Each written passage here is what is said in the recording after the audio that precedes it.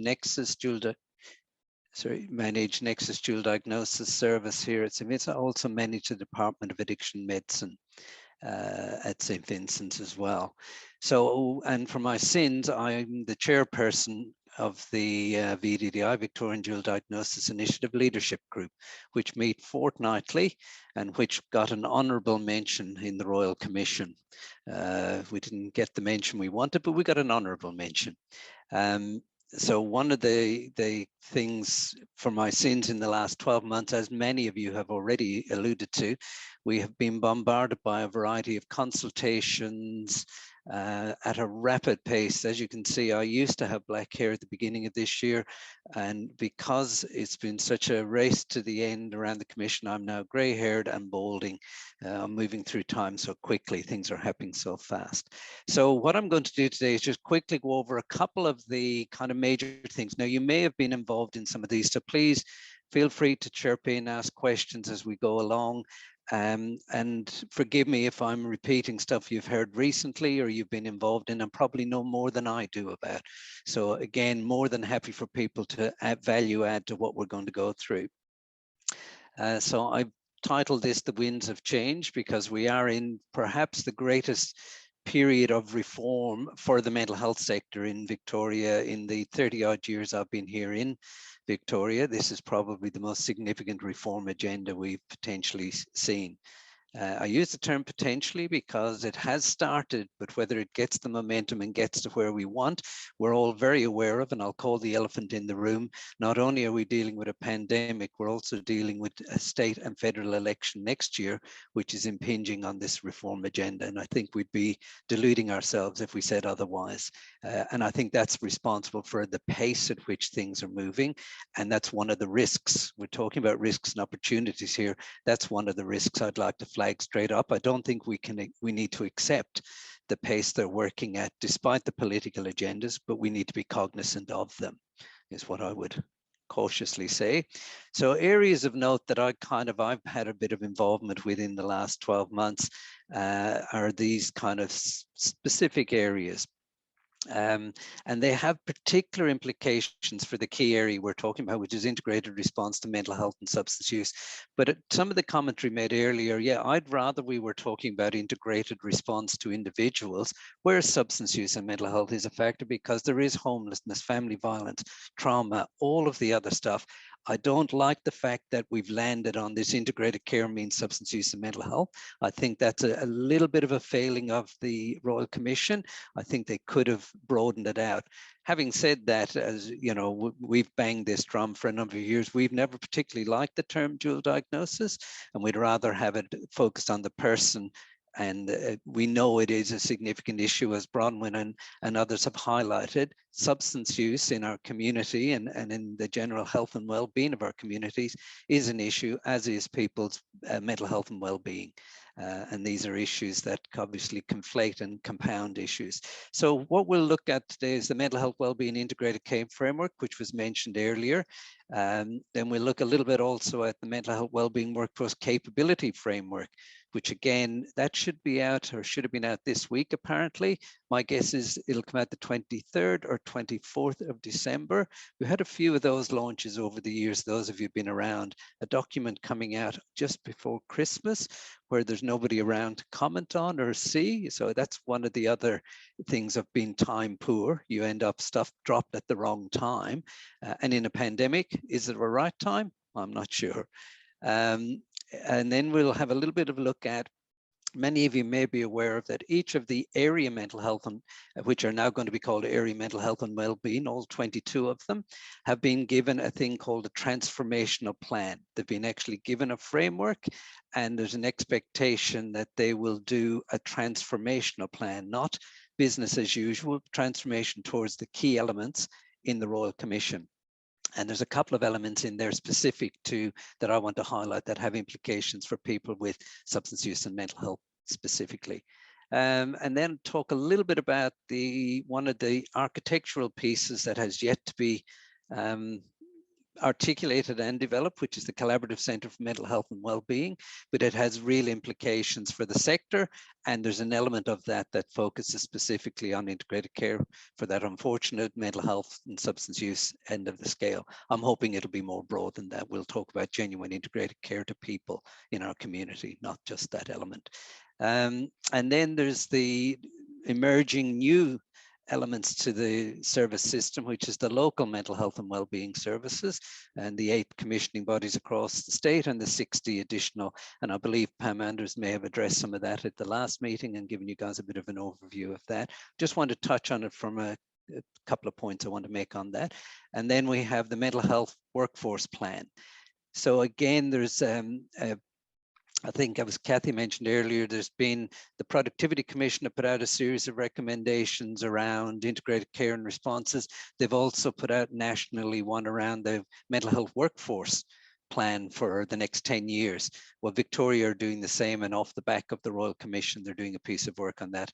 And I'll just talk a little bit about that because it sits at the heart of one of the biggest challenges and yet an opportunity, which is how do we increase our workforce by another 3,500 to 4,000 people, up to 5,000 people to meet the need of the expansion of the services, while bringing along and growing, because at the moment across our service sector, as you mentioned earlier, we are struggling to keep people. The turnover is great, and the pandemic has added a new level of exit stage left out of metro areas and away from the workforce in many ways. So firstly, I'll just comment on the mental health and wellbeing integrated care framework. As was said earlier by Kathy, this document was due to be launched in December. And because of the consultation and the fact that I believe they didn't quite get it right, it set up a series of confusions. And one of the biggest confusions was it almost implied that it was going to be an integration of service system rather than integrated care. And this created a series of very astute political animals in the mental health sector at very senior levels going, yay, let's just integrate the services, we'll make it all happen for you. Now the pushback has been significant and the department have heard it. And this, and my understanding is this integrated care document that they're working on, that VAD are having a big input into, and there's a variety of other working groups, is now due April, May of next year. And there'll be a series of consultations in around March, February, March, for us to get a look at the next draft of this document. And thank God they were listening, because again, one of the big fears were in their intent to get things done quickly, they have missed or potentially missed a golden opportunity to produce something from an integrated care perspective. Kathy mentioned earlier, and one of the questions asked from the audience, are they looking at models of integrated care? And I think one of the unfortunate things we've seen over the last 15, 20 years, unfortunately, when the department come out with things, they leave it up to the sector. It's a case of the tail wagging the dog. Tell us what you want to do in integrated care, rather than coming up with either the research or evidence-based. Having said that, and I saw it in the slides earlier, somebody mentioned the CCISC, the Continuing Integrated Care Framework Model, and I know there's a pilot down at kind of First Step and in a consortium of 11 agencies down in the southeast who are trialing this for the next 12 months with a view to offering what they learned through it. Having said that, East are ahead of the curve on that. You guys had a CCISC model rolling out in part of your areas around Knox and others a few years back, and the learnings from that haven't gone away. And I know Bronwyn's a holder of some of that learning, and some of the frameworks and tools you develop out position you very, very well. So I think you guys are in a very, very good position going forward once this document comes out to be able to execute off the back of networks like this and previous learning. So I think you guys are probably a step ahead of some areas in our state and certainly some of the metro areas.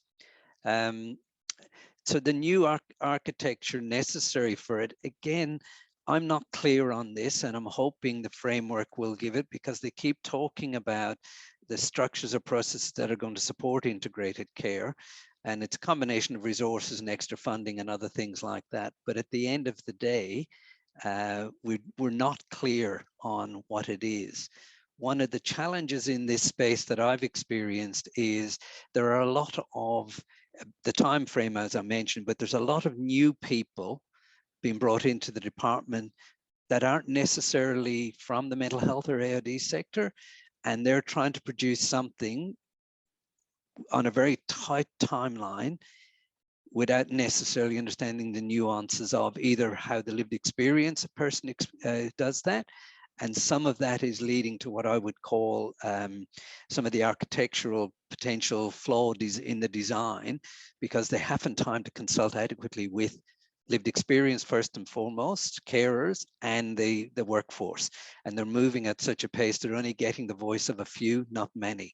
So this is something, again, I would argue as networks and others, please watch for those opportunities and bellow when you get them. Don't go quietly into the night assuming that nothing you can do will influence, because clearly we did.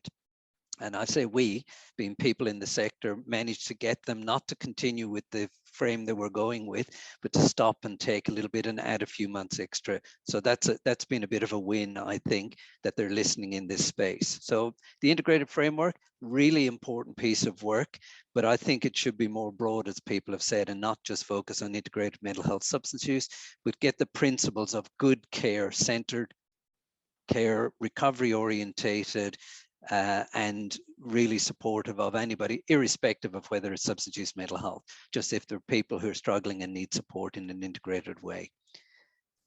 The mental health well-being workforce capability framework. So again, I'm sure a number of you were involved in, there was a series of consultations. They're developing a capability framework. By that, they're creating 13 domains, or they had created 13 domains in this document that had spoken to, things like trauma-informed care and a variety of culturally sensitive, really relevant, pertinent stuff. Amazingly, there was nothing in it in support of people with mental health and substance use. We were horrified when we saw the draft, and it was within cooey of being published. And we kind of, again, jumped up and down a little bit, got a bit excited, and did manage to get at a few meetings an opportunity to get to KPMG, who'd been doing some of the pulling together of the data. At the death nail, and that's why I put in the term near miss, at the death nail, we did get a conversation with them, and they have included a 14th domain to deal with integrated response to mental health and substance use. And we've said it should align with the other, it should sit in a sequence with trauma and family and a whole lot of others that we think it nests in. It shouldn't sit separate too.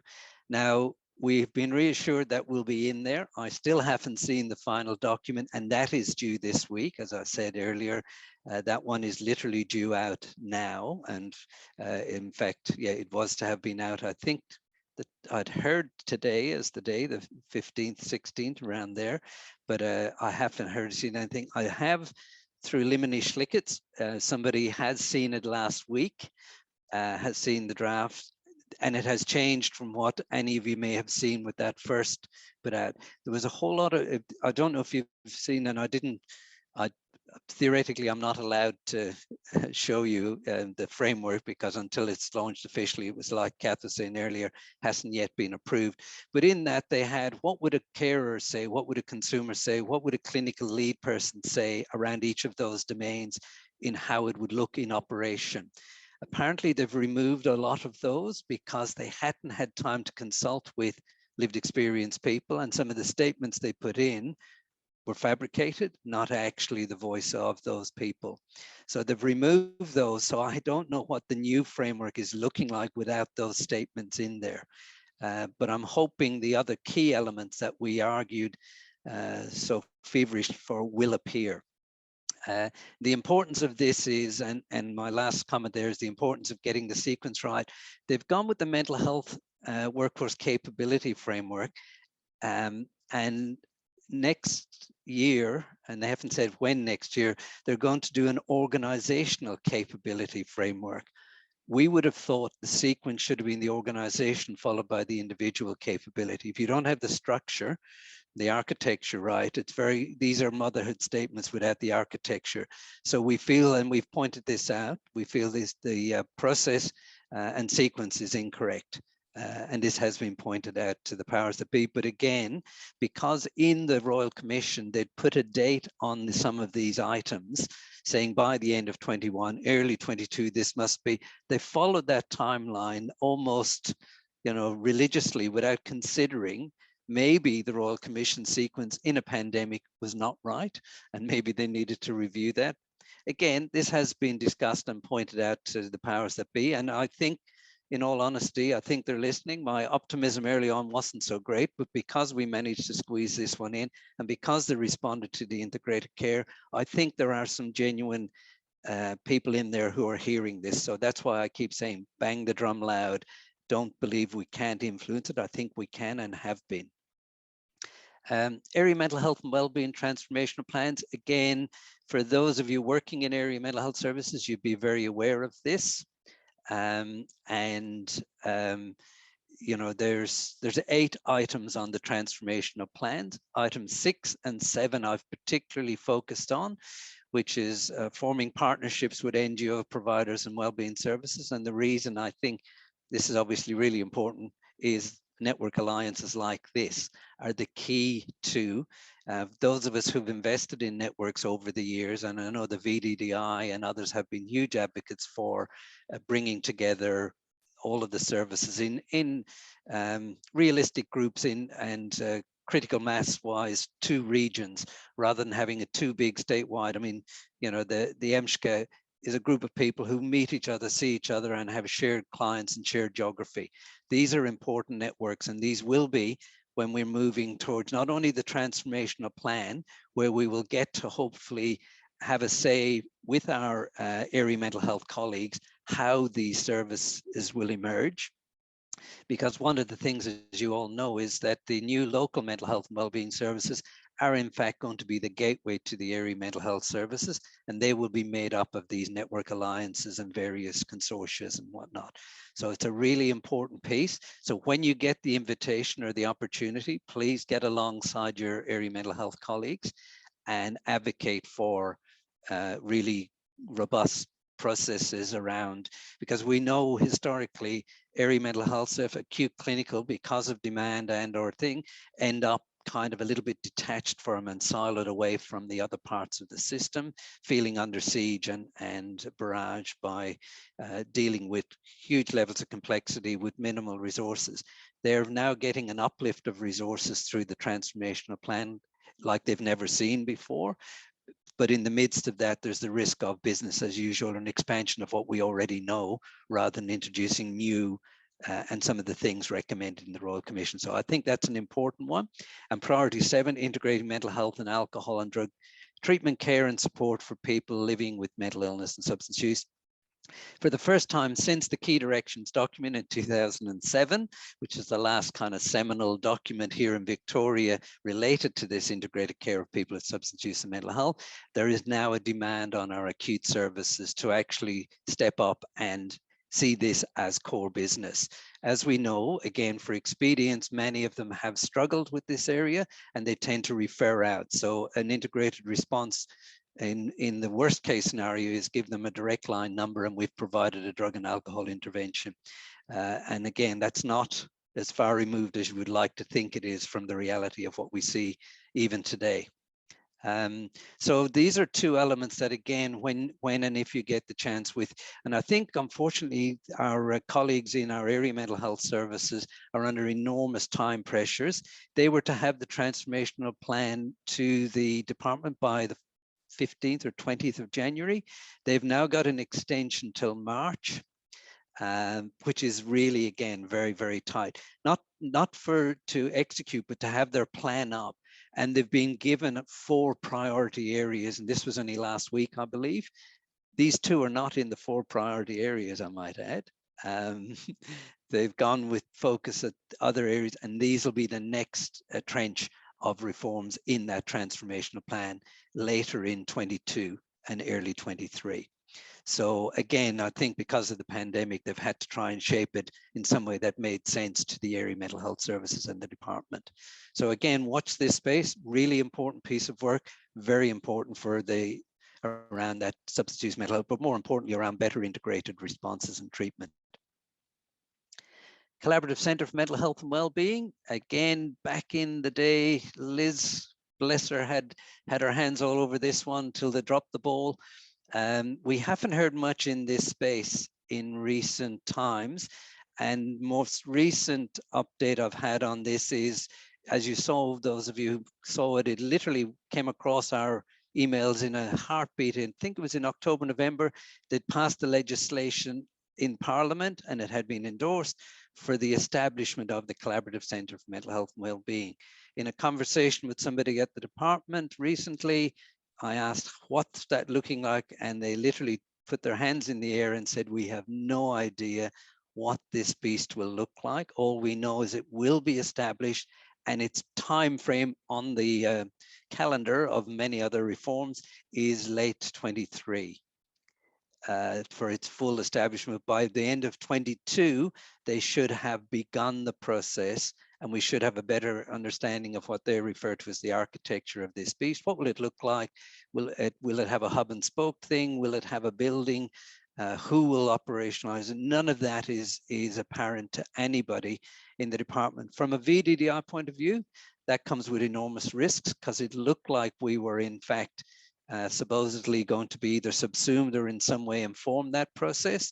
We've only had one consultation with the department in 21, and we had to drive that one to get them to the table. I think it's because the agenda is too full and they're feeling quite overwhelmed. I think this will be addressed and talked about, but I suspect it'll be mid-late 22 before any real conversations get going. That Centre will be responsible for research to inform the evidence base for the practice across the new mental health service system and drug and alcohol service system. It'll also provide training and education to the workforce around integrated care for mental health and substance use. It will also support complex consumers. So if you read the Royal Commission, it says it will establish direct service, a bit like a MACNI approach, for those most highly identified, difficult and challenging clients across the state, and provide an actual service to them. What that'll look like, nobody can tell me. And obviously it'll be supporting practitioners and clinicians through a variety of secondary consultation, primary consultation. But again, there has been some musings about it'll look like they'll have an addiction psychiatrist, and I'll get to that in a moment. I think there's a little bit of concern from my point of view, and these are personal musings and held some by the VDDI, around a little bit of over-medicalizing of some of the elements that are coming out of the Royal Commission, which is not the intent. If you read the document, the intent was not to medicalize it, but there are, as I said earlier, very powerful forces afoot promoting a medicalized and a kind of the strength of what they know and what's familiar, which is what we were all hoping it would be something very different, and it would look very different. Certainly consumers, carers and families wanted something to look very, very different, not more of the same. So this Collaborative Centre for Mental Health Wellbeing is a really important piece, but we're still really in the dark on this one. But again, I would advise you, some of you maybe through your Connect, be approached early or get early insights into these things. Please, bring your colleagues along, shine a light on this one. This is one of the big architectural pieces. If they get it right, it could be really, really important for the development of the workforce and the sector. If they get it wrong, missed opportunity big time, in my opinion. All right, so I've just stuck this slide in and taken it directly out of the Royal Commission. Basically, it's got to blow smoke up your own skirt occasionally, with a view to saying that the VDDI have done some really good work over the years. We haven't hit the kind of the bells and whistles we would have liked over the year, and there are reasons for that. But I think what we've learned should be taken forward and not reinvent the wheel. That's our fear at the moment, is they will, as we've seen around other parts of the service system, there's learnings to be had. Don't throw the baby out the bathwater and start all over again. There are things that can be learned from this initiative, and we've been going for over 20 years. The initiative, we are, in terms of a worldwide, we're the most consistent and applauded by international colleagues in the UK, the States, and other parts of the world are envious of the fact that there's been a dedicated workforce initiative in this space. It may not have achieved what it is because it wasn't given the imprimatur. It was by invitation rather than expectation. We now have a Royal Commission that has created an expectation, not an invitation any longer, and we're moving in a direction. So there's potential for a genuine workforce and cultural change is there if we learn from what it is and we get the architecture right going forward.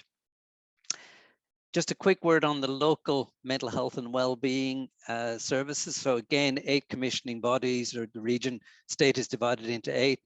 The chair people for these apparently are being appointed, and then there'll be interim boards established early in 2022, sorry. And those interim boards will go, and then they'll be followed by the actual boards. And on those boards, which is lovely to see, they're saying there should be a minimum of 1 lived experience person and 1 lived experience carer. I think there needs to be on those, and I think some of them are already considering this, I think on those there needs to be a percentage. So of the board, 25% needs to be lived experience, 25% needs to be carer. If the board is only a small board, yes, it's 1 or 2 people. If it's 3 or 4, about critical mass for me. I think if you don't get that mix right, you'll end up with token care consumer input, and you'll have it driven by the power brokers. And that's the other thing that hasn't been addressed as yet out of most of this reform, is the power differential between existing power brokers who hold it, primarily a medical model, but equally some other areas are holding power that it hasn't been flattened out adequately for my liking. But there's a real opportunity in the development of these new 60 local mental health and well-beings, which seem to be going to be made up of the local NGOs and stuff. You know, kind of there'll be consortia. My fear in that is competitive tendering nonsense that we've seen time and time again. If we can kind of do away with that notion and genuinely collaborate. Now, I sit on the Northeast Mental Health Alliance, and Whittlesea is one of the early runners for getting one of the first 6 of these new regional bodies. So these are the kind of the first cabs off the rank, 6 to start with, and then they're going to go from 6 to up to 60. Don't notice if you guys have noticed the language. There'll be 60, but the recent language I'm hearing is up to 60. So in other words, not necessarily 60. So already there's shaving around the edges on this one. Not sure whether that's just a language thing, but I notice these things. I'm a sensitive soul. I notice these things when I hear some of the powers that be changing the language. We saw this in the run into the Royal Commission.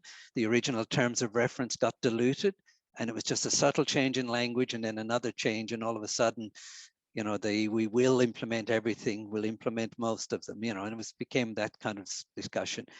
What I'm saying with these 6 is, I know your area has not got one at this point, but I'd get alongside, and what these guys are going to learn over the next 12 to 18 months is going to be enormously valuable for all of the state around they're going to fall into some of the pitfalls, the traps, and they're going to be challenges enormous, but there's going to be some wonderful learning coming out of this. So I would suggest as alliances, get alongside one where there's one running, build a relationship with them to just kind of say, can we catch up with you guys and just say, because it's going to be coming your way in the not too distant future, you'll have an opportunity for a couple of these. There's a bit of confusion in this space that worries me.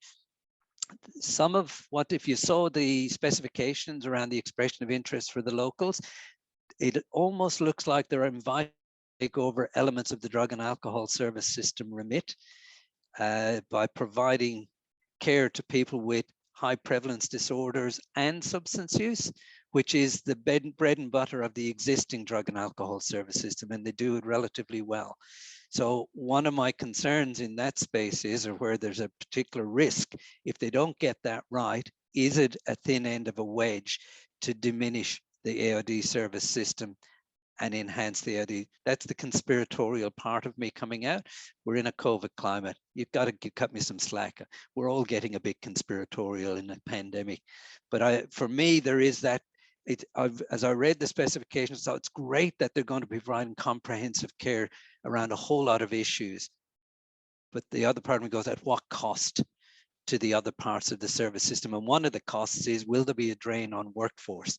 Back to that chestnut that sits at the heart of all of this reform is, we don't currently have enough.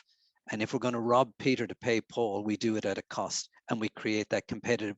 We saw it around the reform in 2014, 2015 with the NDIS and the AID sector and consortia and stuff. It created a dissonance that took them 5 years to come out of. This is a bigger reform agenda. If they don't get this right, it can create all sorts of ripples that are unhelpful, primarily for the consumers in our community. And that's what we want to avoid if we can. So they were the main areas. The workforce one I'll just mention, and then I'll wrap it up. And I see, is there either questions or conversations going on there? I didn't want to try and multitask because that's beyond my capacity. So I thought I'll finish one bit and then I'll go to the other. I was just going to say, Chris, that before, I should have said this before you started, but your passion and your dedication to this area of work is absolutely immense. And I just want to give a shout out to the group to know that Chris has been around through the entire evolution of the VDDI and committed an enormous amount of energy, has led collaboration, has led ways of working.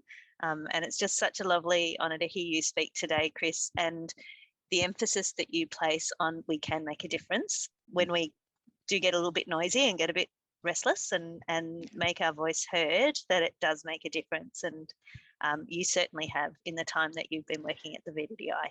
Well, thank you very much, Liz. I appreciate that. Look, it's a group effort. There's a really dedicated bunch of people, and those of you will have encountered. I mean, you've fortunate out in the East, you've had Bronwyn and Gavin and a variety of others who've banged the drum out that way for a long time.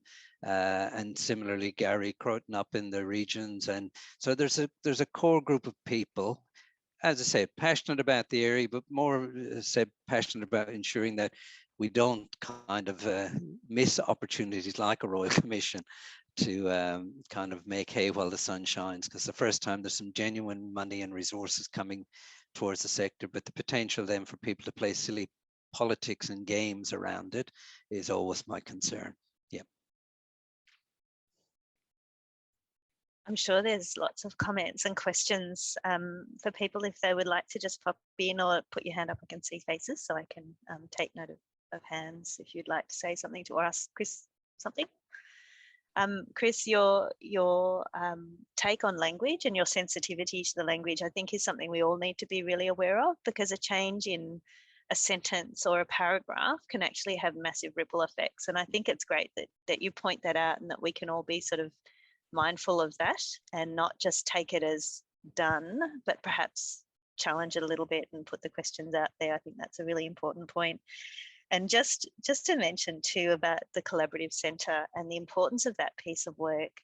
And I'd be really keen if anybody has had invitations to be involved in that piece of work with as part of EMHSCA, because they actually have an opportunity now while they build the bricks and mortar to do a lot of virtual kind of research and understanding and collaboration, even though there's not actually a physical centre. And if we can be part of that, I think that there'd be enormous contributions that could be made through that sort of work.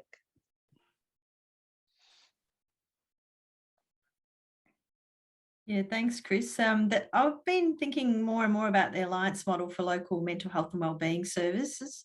I'm just wondering, you said that NEMHSCA is obviously in the region for the Whittlesea. Sorry, Kathy, I just noticed your hand then. I'm very butty-inny, aren't I? So just wanted to ask you about, your thoughts around NEMHSCA and looking at alliance model. Do you think that the region's ready for that?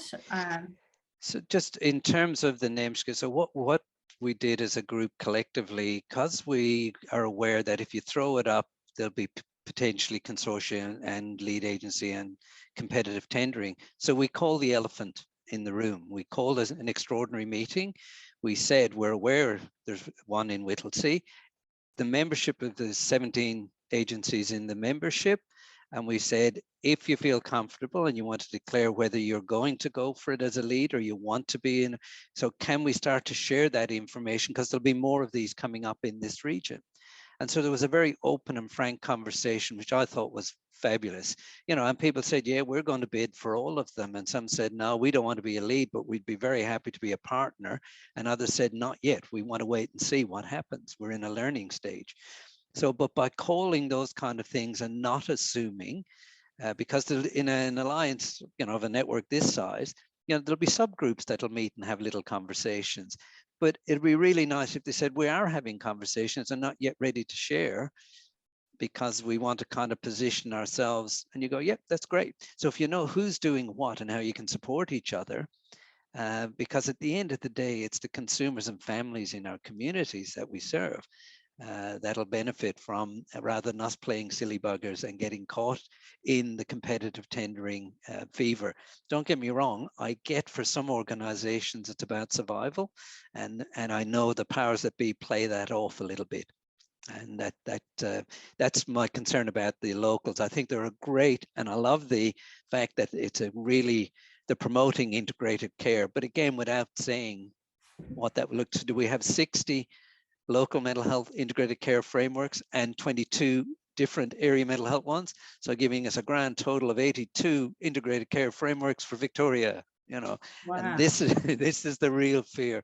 When you don't provide leadership with a vision from governance and government, and you leave it up to the tail to wag the dog, you sometimes get some wonderful creative things that'll come out. Don't get me wrong, there's some lovely stuff will come out, but you'll have a lot of wastage and a lot of poor. So I think a bit more direction. That's why I'm hoping the integrated care framework does give people some key pillars that create some kind of consistency across the service system. And how do we input into that? Well, there'll be the next, I understand it, Bronwyn, there'll be another round of consultation early next year. And then, so VADA have pulled together already through their consultations and have fed that up into this document. It's now being worked on. It'll now then come back to another series of consultations with the sector. And then they'll put out the framework, as I said, around April, May, they're aiming. So the early part of next year, watch for any opportunity. And again, if we become aware of them, we'll certainly let you know, Bronwyn. You can let your networks know. Sometimes they do the tap on the shoulder consultation. And I've been the subject of a few taps on the shoulder around in recent times with my chair of the VDDI hat on. So I've been tapped on the shoulder, sit in a couple of groups. And at different times I've come away assuming others knew what was going on, and it hasn't been a great assumption. So I think we need to be a bit more transparent when we have those opportunities. Kathy, did you want to ask something? No, it was really to commend Chris's comments around paying real attention to what's written on the page, not assuming that we're hearing what we think should be there or could be there, and then absolutely promoting that the power of the individuals within organisations to say what's missing. And I'm so pleased you noticed that alcohol and other drugs were missing. I mean, imagine. I mean, but we read things and we read them from our lenses and we assume that we're reading for the meaning that we put there. But if it's not there, it just won't be there. My only comment about the consortia and who might apply is that it is such a fluid environment that I'm not sure that organisations in this area would be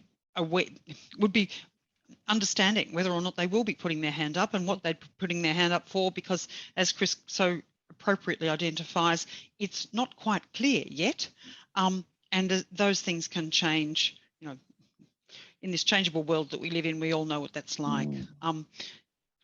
But absolutely, hats off for effort. Good on you. I'll believe it, Kath, when I see the document and it's actually there. I'd really like to follow up on your question, Bronwyn, about alliances. And Chris, have you heard much? We've heard a lot about the regional boards, but if you read documents, there's the regional panels, which when you read what they're about, which is really about looking after people who are falling through gaps and particularly complex, that's part of the panels. Have you heard much about that, or have you heard how EMHSCA or NEMHSCA could actually prepare themselves for that or position themselves for that?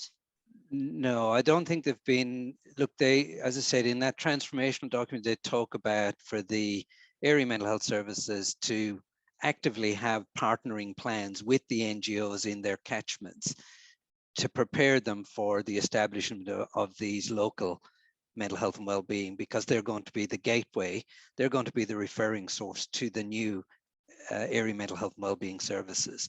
So instead of having intake at area mental health, they'll go through the well-being hubs. That's my understanding of what the vision is over time. But the area mental health service power differential at the moment between them and these new local consortia has not been put on the table. That's something I think where this sort of, when your area mental health service comes to an alliance network like this and says, we want to talk to you because we've been told as part of our transformation plan we have to, we go, great, let's put straight up the power differential on the table, because you guys are going to hold the bigger purse string, get the larger sum of money, and be dealing with that end of it. So are you going to kind of tell us how to do, how you want to do, or are we going to do this as a genuine collaboration? And I'd say, in all honesty, most of the area mental health services, and I'm fortunate to tap in with a few, I think are genuinely prepared to have a collaborative working relationship. There's a couple, I think, who would struggle where they're currently at, and that's more to do with they don't know how to play in the sandpit. It's not something they've been familiar with. As I said, a lot of our area mental health service in recent years have got better at it, but there are some that are still kind of want to be able to dictate to, you know, well, we'll tell you how you'll refer to us and what we will and won't accept, rather than can we work on this, and because it needs to be a two-way flow. That's my other understanding from the transformational plan. It's clear in the plan they have to specify how they're going to support mental health, the mental health well-being, local well-being services to provide care to the non-acutely meeting the serious mental illness end of the scale. So and help the workforce development of both areas. Now that's something that will be new for them to have to take on board. But I think, as I said, I think there's a willingness to be collaborative, but I don't think the power differential invites it unless that elephant is called out very, very early in the consultation process. That's great. Thanks, Chris. I was just wanting just to add to that the issue around the missing middle conversation, and area mental health services often are not holding all the clients that perhaps they've had in their services over time. So they don't stay with the area service forever. And so there's still a missing middle of people who may be subacute for periods of time and really need that service provision that haven't been able to get it up to now. In an effective way. And I think that's a really key piece of work that the tertiary provider could do with perhaps those local mental health and wellbeing services. You're spot on. And your survey that you put up earlier around what the consumers say is missing, and, you know, they haven't organized their own network meeting, you know, put together the email rather than it done. I think one of the things we're hopeful, and it is in the kind of deliverables for these local mental health, is to care coordinate. And I'm hoping to see for the first time what I would call genuine assertive care coordination. Don't wait for people to turn up Monday to Friday, 9 to 5 to your door. Because one of the things the area mental health service have been tasked with is change their hours. So they're now going to be asked to do later clinics, weekend work, you know, radical, you know, people's mental illness doesn't happen between Monday to Friday, 9 to 5 anymore. How good is that? But the service system is starting to be agile. But I think you're right. I'd love to see, you know, the care coordination being such an active key component, you know, that literally these people don't wait for you sometimes to come. They know, they go to the vulnerable parts of their community. They assertively engage them. They assertively follow them up. They don't wait for crisis-driven responses. Whether they'll be funded adequately to do that, and again, I've only seen the first envelope of funding for the Whittlesea one, and I didn't get too excited, I put it that way. I think they're again being asked to do a lot with not a huge amount.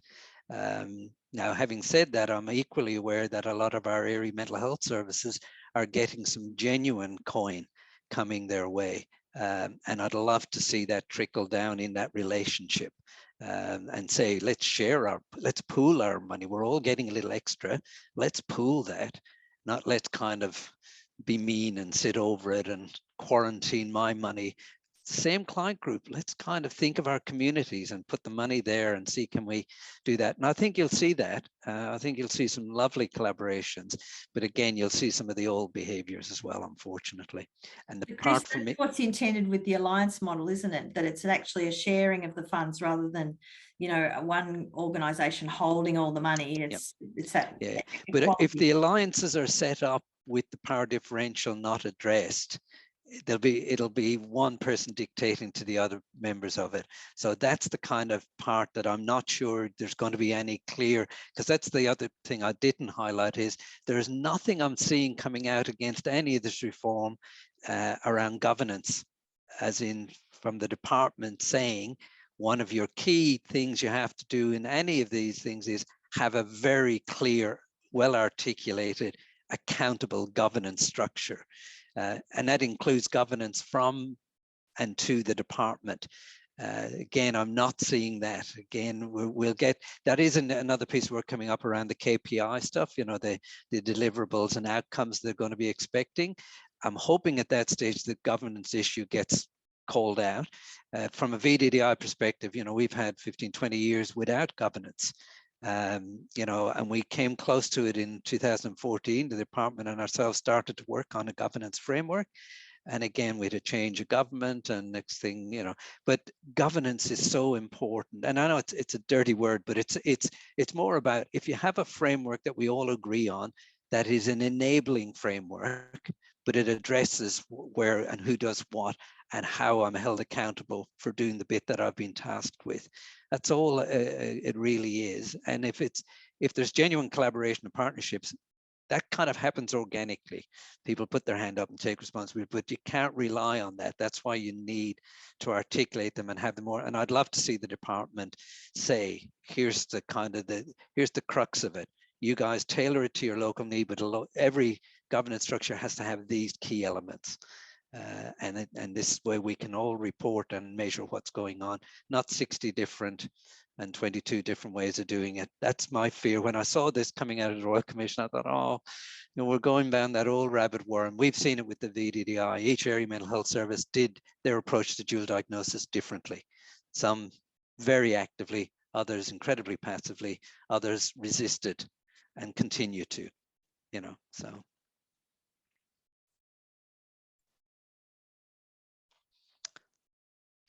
Other questions? We've got another 10 minutes. If there's any more comments or questions.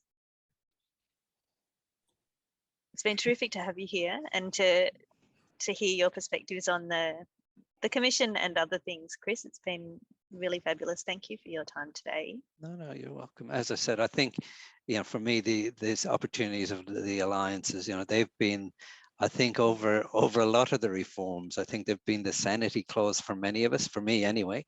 I've relied on kind of collegiate support from across the sectors, and you know, when you're flagging a little bit, it's great to jump into something like this and have your colleagues kind of give you information you're not getting or support you, and kind of, as I said, you know, that thing that sits at the heart of it is we're all here to service a community and give them the best care we can.